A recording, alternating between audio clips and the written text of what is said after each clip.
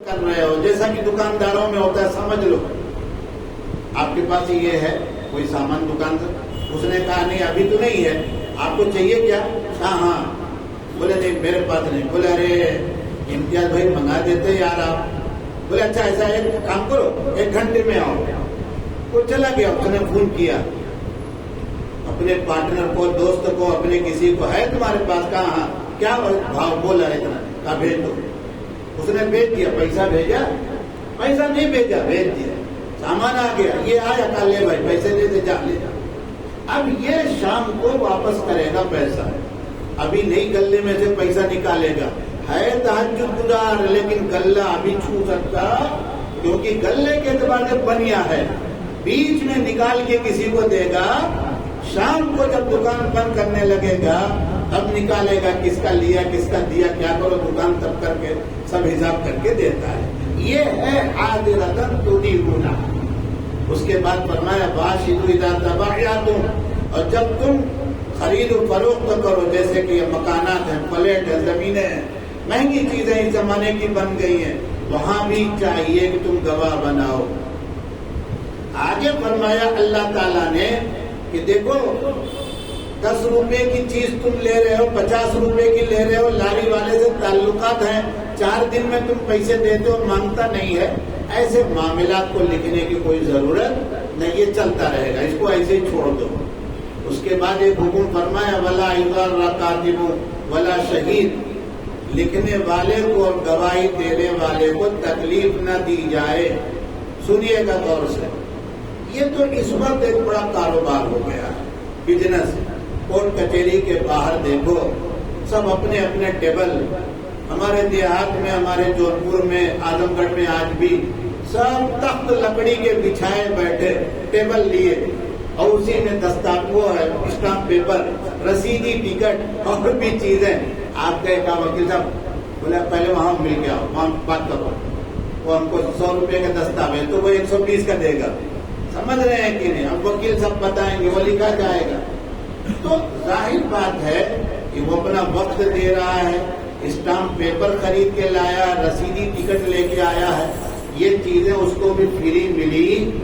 اس لیے آپ یہ چاہیں کہ وہ مجھے گفٹ کر دے، نہیں، آپ اس سے پورا اس کی جتنی ضرورت کا پیسہ ہے وہ دے کے لے لیجیے. اگر آپ نے اپنی طاقت استعمال کی، پریشر یا پرانا کوئی احسان جتلایا، تو اس کا دل خوش ہوگا کہ ناخوش ہوگا؟ ارے بولو نا، وہ صبح سے یہی کام کے لیے بیٹھا ہے. اسی طرح گواہ کا معاملہ کہ صاحب گواہ ہے، وہ گواہی جا کے دینے والا ہے، تیار ہے دل سے. آپ اس سے کہہ رہے ہیں کوئی بات نہیں 10 بجے وہاں آنا ہے، تو تم آ جاؤ گے نا؟ وہ کیا کہے گا؟ وہ تو یہ نہیں کہے گا کہ نہیں آؤں گا. اب پتہ چلا کہ چرچ گیٹ پر گواہی دینی ہے، آنے جانے میں اس کے 100 روپے کم سے کم خرچ ہوئے، اور آپ نے وہاں گواہی پر کہا شکریہ، جزاک اللہ، معاف کرنا یار، تم آ گئے ٹائم سے، کام اپنا بن گیا. یہ کیا ہوا؟ یہ نہیں چلے گا. تم اس کو باقاعدہ ہو سکے تو اپنی گاڑی میں آگے بیٹھا کے لے جاؤ، 20 مرتبہ چاہے پوچھو، گواہی دینے سے پہلے بھی خیریت پوچھو، گواہی کے بعد بھی کہو آج تمہارا نقصان ہوا ہے 1000 روپے کا، مجھے پتا ہے کہ تمہاری ایک دن کی 1000 تنخواہ ہے، یہ 2000 رکھو. بولو دل خوش ہوگا کہ نہیں خوش ہوگا؟ یہ حکم بیان کیا. اس کے بعد کہا کہ اگر ان تمام احکام کی تم نافرمانی کرو گے تو تم کو گناہ ہوگا. کتنا بڑا ہوگا نہیں پتا. کیوں؟ اس لیے کہ رب کی نافرمانی ہے. آگ کی چنگاری چھوٹی ہو بڑی ہو، چنگاری ہے. رب کے ہاں بڑے چھوٹے کا مطلب نہیں. رب نے یہ دیکھا میرے نافرمان ہو، پکڑ کے ابو جہل امیہ ابن خلف کے پاس ڈال دیں، یہ ان کو مکمل ادھیکار ہے. اور اگر وہ بڑے سے بڑی غلطی کو معاف کر دیں، اس میں بھی ان پر کوئی پکڑنے والا نہیں، ادھیکار ہے. اس لیے کبھی یہ نہ کہنا چاہیے یہ چھوٹا گناہ ہے، یہ بڑا گناہ ہے. گناہ تو گناہ ہے. اس کے بعد فرمایا اللہ سے ڈرتے رہو، اور اللہ تعالیٰ نے تم کو علم سے نوازا ہے. یہ ساری باتیں علم کی ہیں، بتلا دی گئی ہیں، اور اللہ تعالیٰ ہر چیز کو جاننے والے ہیں۔ وقت آپ کا زیادہ لیا، لیکن آیت نمبر 283 اسی مسئلے سے جڑی ہوئی ہے۔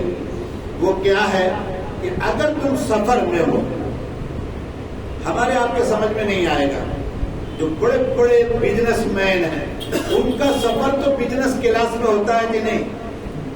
آپ بھی بند کرتے ہیں تو ان کو راشٹرپتی بھون یاد آتا رہتا ہے، پی ایم ہاؤس، سمجھ رہے ہیں کہ نہیں؟ اگر کوئی گولڈ کا کاروباری ہے تو وہ بیت الخلا میں جائے گا، وہاں بھی گولڈ ہی نظر آ رہا ہے اس کو، سمجھ رہے ہیں کہ نہیں؟ کیوں؟ ظاہر بات ہے کہ رات دن اس کا وہی کام ہے۔ تو اب اگر وہ سفر میں گیا اور کہیں ایک بڑا بنگلہ اس کو نظر آیا 5 کروڑ 22 لاکھ کا، اب وہ لینا چاہتا ہے تو اب کرے تو کیا کرے؟ دستاویز بھی نہیں بن پا رہا ہے اور لینا چاہتا ہے، کیا کرے گا؟ فرمایا کہ ایک کام کرے، اللہ تعالیٰ بتا رہے ہیں، دیکھو اللہ کسی بھی بندے کو فقیر نہیں رکھنا چاہتے، اور ایمان والوں کو تو بالکل نہیں۔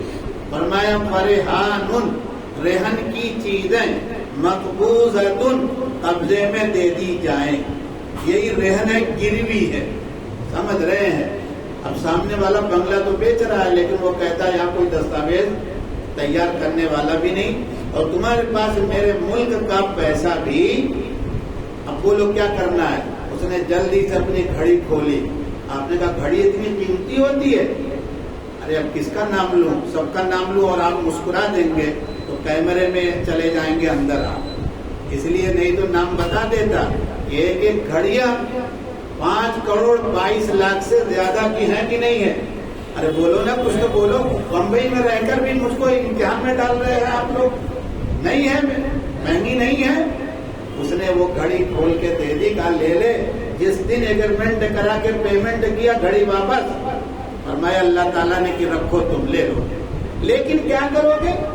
اعتماد تم پر اس نے کر لیا ہے، اس کو ویسے ہی اپنے لاکر میں پیک کر کے رکھ دو، اور جس دن پیمنٹ دے گا فلیورد الذی اؤتمن امانتہ، چاہیے کہ جس پر اعتماد کیا گیا وہ اپنی امانت کو کیا کرے؟ ادا کرے۔ تو وہی ہوتا ہے۔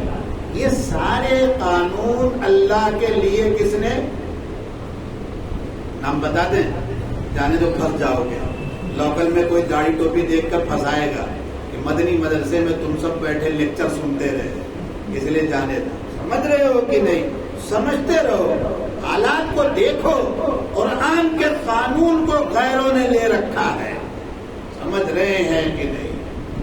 بہرحال آگے فرمایا کہ یہ گواہ، وہ جن لوگوں نے معاملات کو دیکھا تھا، گواہ بنے تھے، اب جب گواہی دینے کی بات آئی ہے تو گواہی چھپا رہے ہیں۔ فرمایا اس کی اجازت نہیں ملے گی، اگر گواہی تم نے چھپایا تو گنہگار ہو جاؤ گے۔ ایک مسئلہ یہاں اللہ کا حکم، اسی پر سن کر بات پوری ہو رہی ہے۔